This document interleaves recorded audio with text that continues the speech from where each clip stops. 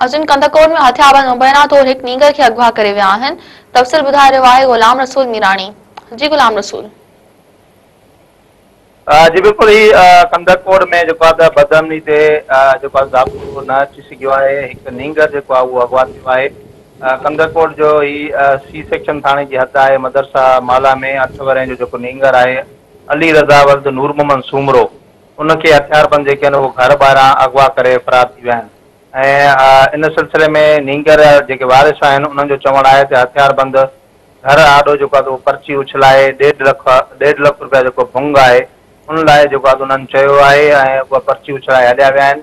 जंहिंखां पोइ जेको आहे अहिड़े इतलाह ते इलाइक़े वासी जेके आहिनि उहे नींगर जे वारसनि वटि जेके आहिनि उहे पहुता आहिनि। उते जेको आहे नींगर जे घर में इन वक़्तु रोज़ राड़ो मतल आहे ऐं शहर ऐं इलाइक़े में पिणु खौफ़राज़ जेको आहे उहो पखिड़िजी वियो आहे।